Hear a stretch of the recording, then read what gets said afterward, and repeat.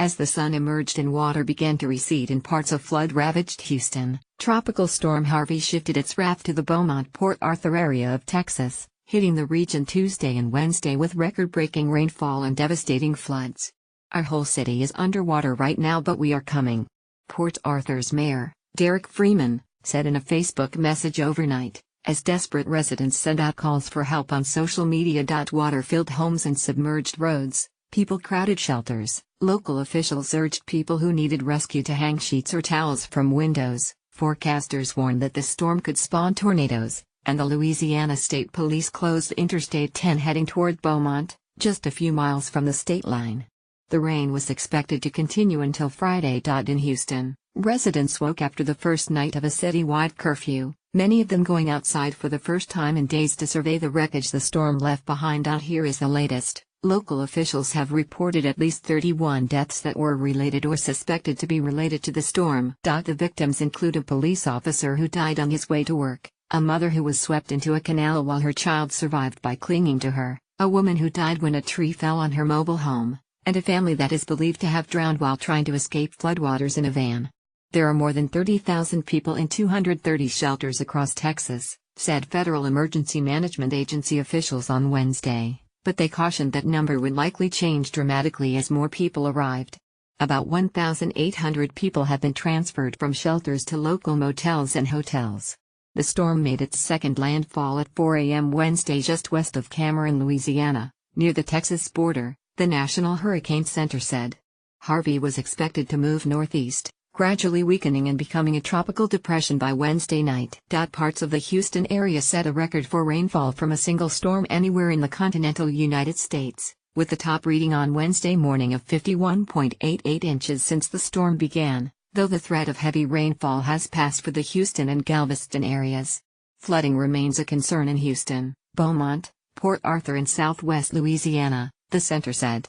Times journalists are chronicling the storm and its aftermath. Here is a collection of the most powerful photographs, and a guide to our coverage.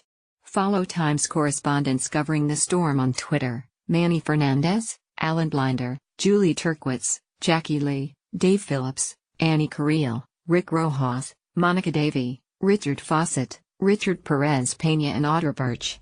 A collection of their tweets is here. Are you in an affected area? If you are safe, and are able to, share your story by email to hurricane@nytimes.com. And here are ways you can contribute to relief efforts. Those cities and other places in Jefferson County, Tex.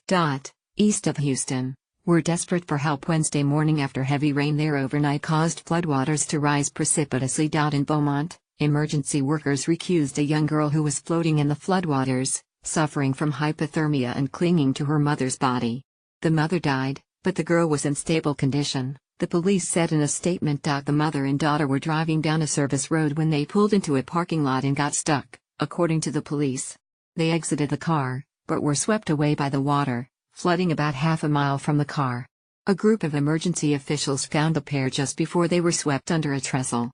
Had they floated under it, the workers would not have been able to save the child, the police said. Local news reports from Port Arthur showed that shelters and homes were flooded and residents and reporters said that there were not enough people answering emergency calls. Calls for help from residents surged on social media. Our heart is breaking for our community, said a Facebook post from the Jefferson County Sheriff's Office. Rain fell with astonishing intensity in the county, about 100 miles east of Houston, which is home to about 254,000 people.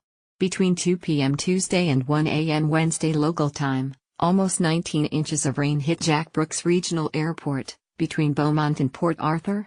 Total rainfall on Tuesday was 26 inches, more than double the previous single-day record there. The rainfall total since the storm began reached more than 45 inches on Wednesday, and will climb. Rain was forecast to continue steadily through Wednesday and Thursday, before easing off on Friday. Megan Johnson, a resident of Orange, said parts of that city that she does not remember ever flooding were now overflowing. Her home did not have water in it, but the water had blocked in her street, and she was staying in her house without power. Her husband was out helping with rescues. Some homes were flooded, but the risk is declining at 2 Houston reservoirs. The Army Corps of Engineers said Wednesday morning that efforts to slow the rise of water levels at 2 large flood control reservoirs west of downtown were succeeding, reducing the risk of additional flooding. Edmund Russo Jr. of the Galveston district said a decision to increase controlled flows through dam gates at the reservoirs, Addicks and Barker, to a total of about 13,000 cubic feet per second had slowed the rise of the water, and that both reservoirs were expected to peak soon at levels that are slightly below previous estimates. He said only a small amount of water was now flowing over a spillway at the north end of Addicks Dam, and the volume was not expected to increase. No similar uncontrolled releases are expected at Barker. Still, a spokesman for the Harris County Flood Control District said that about 4,000 homes, mostly west of the reservoirs, have been flooded as the rising reservoirs have encroached on private land. Water is as much as 6 feet deep in some subdivisions, and some homes will likely remain inundated for weeks, said Mr. Lindler, the flood control district meteorologist and spokesman. The controlled releases through the gates are draining into Buffalo Bayou, causing a local increase of 1 to 3 feet in the waterway. But farther east, he said, levels of the bayou, a source of much flooding downtown, are declining, he said. Separately, Mr. Lindner said that authorities were maintaining a mandatory evacuation order for part of a subdivision along Cypress Creek, north of downtown. Seepage was noticed near a levee protecting the subdivision, Inverness Forest, and crews were trying to determine the cause. Seepage can be a sign of imminent levee failure.